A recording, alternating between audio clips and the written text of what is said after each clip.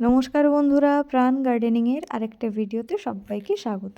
আজকে আমরা আলোচনা করব খুব জনপ্রিয় একটা ঔষধি গাছ অ্যালোভেরা বা ঘৃতকুমারিনী। এটা আমাদের প্রত্যেকের বাড়িতেই করা খুবই সোজা। যারা নতুন বাগানি তাদের জন্য সবথেকে সোজা হচ্ছে এই গাছটা করা। তো এইটা আমরা কিভাবে প্রতিস্থাপন করব সেটা আমি আজকে দেখাবো। আমি এই গাছটা এই অবস্থাতে পেয়েছি, আমার মেজদির স্কুল থেকেও পেয়েছিল। তো সেখানে এইভাবেই রেডি করা ছিল, অবস্থা খুব একটা ভালো নয়। যারা দোকান থেকে কিনবে তারা কিন্তু হেলদি গাছ দেখে কিনবে। এবং সেক্ষেত্রে তোমরা প্রতিস্থাপন করবে ৮ থেকে ১০ ইঞ্চির টবে বা গামলা জাতীয় কোনো যদি টব থাকে বা পাত্র থাকে সেখানেও তোমরা প্রতিস্থাপন করতে পারো, তাতেও এই গাছটা খুব ভালো হয়। যেহেতু আমার গাছের হেলথ খুব খারাপ এবং এই অবস্থায় গাছটা আছে, তাই আমি একটা ৪ ইঞ্চির ছোট্ট পাত্রে প্রতিস্থাপন করছি। এবং আমার কাছে মাটির পাত্র ঠিক অ্যাভেলেবেল নেই, তাই প্লাস্টিকের পাত্রে আমি প্রতিস্থাপন করছি। এতে আমি ড্রেনেজ করে রেডি করে রেখেছি। ড্রেনেজ কিভাবে তৈরি করে নতুন বাগানি যারা, তারা যদি দেখতে চাও এই সংক্রান্ত একটি ভিডিও আমার চ্যানেলে আছে, তোমরা অলরেডি দেখতে পারো। এবার আসছি এই গাছের আমরা মাটি কিভাবে প্রস্তুত করব। বন্ধুরা, অ্যালোভেরার মাটি প্রস্তুত করার সবথেকে সোজা বিষয়। এখানে আমরা কি করব না, ১ ভাগ নর্মাল মাটি নেব। যাদের কাছে এঁটেল মাটি থাকবে তারা এঁটেল মাটিই নেবে, যাদের কাছে নর্মাল বাগানের গার্ডেন সয়েল থাকবে তারা সেই মাটিই নেবে। তার সাথে ১ ভাগ নদীর সাদা বালি মাটি মেশাবে। যাদের কাছে সাদা বালি মাটি থাকবে না, দেওয়ার কোনো দরকার নেই। তার সাথে তোমরা ১ ভাগ কম্পোস্ট মেশাবে। এবং গরমকালে যদি তোমরা গাছের জলটা ব্যালেন্স করতে চাও সেক্ষেত্রে ১ ভাগ কোকোপিট বা ধানের তুষ বা কাঠের গুঁড়ো মেশাবে। এইভাবে মেশালেই কিন্তু মাটি রেডি হয়ে যায়। এর সাথে এক্সট্রা কোনো রকম সার ব্যবহার করার প্রয়োজন নেই। কিন্তু তারপরেও যারা মনে করবে যে না আমরা একটু সার দিতে চাই, সেক্ষেত্রে জৈব উপায়ে যদি কেউ প্রসেস করো মাটিটা, সেক্ষেত্রে এই ছোটো টবের জন্য ১ চামচ আর ১০ বা ১২ ইঞ্চি টবের জন্য ১ মুঠো পর্যন্ত মিশ্র সার ব্যবহার করতে পারো। আর যদি রাসায়নিক সার ব্যবহার করতে চাও সেক্ষেত্রে এরকম ছোটো টবের জন্য ৩ থেকে ৪ দানা ডিএপি ব্যবহার করতে চাও। এবং বাংলাদেশি বন্ধুদের বোধহয় ওটা টিএসপি নামে পাওয়া যায়, আমি ঠিক জানি না। তারা সেটা ব্যবহার করতে পারো এবং ১০ বা ১২ ইঞ্চির জন্য ৮ থেকে ১০ দানা ব্যবহার করতে পারো।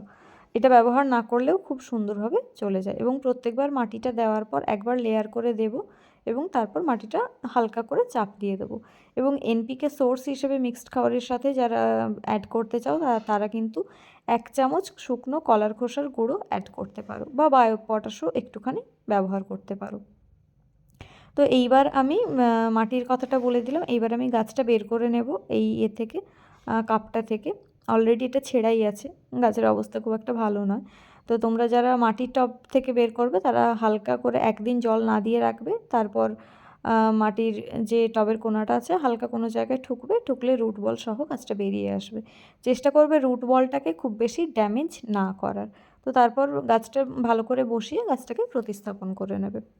বন্ধুরা, গাছটা কোথায় রাখবো এটা যদি প্রসঙ্গ হয় তাহলে অ্যালোভেরা কিন্তু ফুল সানলাইট সবথেকে ভালো এনজয় করে।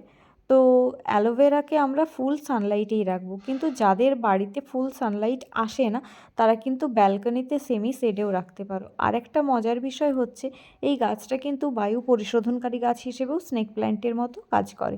সেক্ষেত্রে আমরা সারাদিন ব্যালকনিতে রেখে রাত্রেবেলা শোয়ার সময় ডাইনিং টেবিলে বা আমরা যেখানে বেডরুমে ঘুমোই তার মাথার দিকে যে ছোট টেবিল থাকে বা জানালার ধারে আমরা রাখতে পারি। সেক্ষেত্রে ঘরের যেসব টক্সিনসগুলো থাকে এ কিন্তু খুব ভালো শোষণ করে নিতে পারে। এছাড়া অ্যালোভেরার ঔষধি গুণ আজকাল জানে না এরকম বোধহয় মানুষ নেই। তো আমরা মাটিটা দিয়ে ভালো করে চেপে চেপে দেবো এবং প্রথমবার আমরা ভরপুর জল ঢেলে দেবো। তারপর জলটা যে দেবো জলটা বুঝে বুঝে দিতে হয়। জল যদি বুঝে না দেওয়া হয় সেক্ষেত্রে ফাঙ্গাস লাগতে পারে বা গাছটা পচে যাওয়ার চান্স থাকে। এছাড়া এই গাছের কিন্তু কোনো রকম ম্যানেজমেন্ট সেইভাবে প্রয়োজন হয় না। এইবারে আসি খাওয়ারের কথায়। গাছটাকে আমরা খাওয়ার কিভাবে দেবো।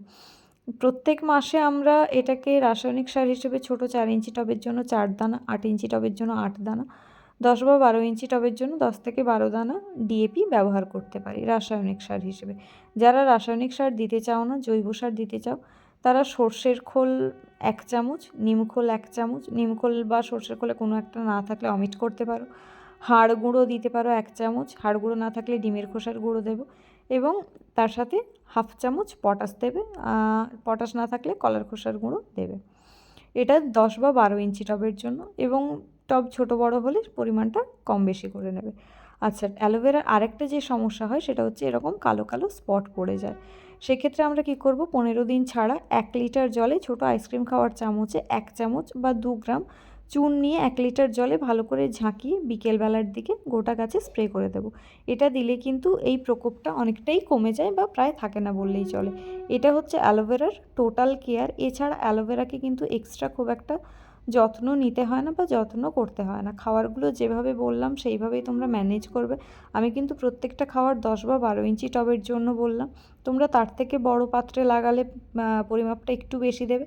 আর এরকম ছোট পাত্রে লাগালে জৈব সারের পরিমাণটা টোটাল মিক্সচার অ্যামাউন্টটা 1 চামচ করে দেবে। আবার 2-3 মাস এতে খাবার না দিলেও গাছটায় খুব একটা সমস্যা একদমই হয় না। এ খুব সুন্দর থাকতে পারে। খুব একটা কীটনাশকের এর প্রয়োজন হয় না, তাই আমি কোনো রকম কীটনাশক ব্যবহার করি না। এতে কীটনাশক ব্যবহারের অভিজ্ঞতাও আমার নেই। তো তোমরা এইভাবে অ্যালোভেরার কেয়ার করো আর দেখো গাছটা এইভাবে কিভাবে সারভাইভ করে। এই গাছটা যখন আরেকটু বড় হবে আমি একে আরেকটু বড় পাত্রে প্রতিস্থাপন করব এবং তোমাদের সাথে এর আপডেটটা শেয়ার করব। বন্ধুরা, ভিডিওটা ভালো লাগলে লাইক করো, তোমার বন্ধুদের সাথে শেয়ার করো, আর যদি কোথাও বুঝতে অসুবিধে হয় তাহলে কমেন্ট করো। অবশ্যই করে চ্যানেলটা সাবস্ক্রাইব করো এবং বেল আইকনে গিয়ে অল নোটিফিকেশনটা ক্লিক করে আমাদের সাথে থাকো। আর এরকম আরও যদি ইনফরমেটিভ ভিডিও পেতে থাকো তাহলে আমাদেরকে জানিও যে কোন বিষয়ের ওপর ভিডিও তোমরা পেতে চাইছো, তাহলে সেই বিষয়ের ওপর আমি ভিডিও করে তোমাদের সামনে আনবো। নমস্কার।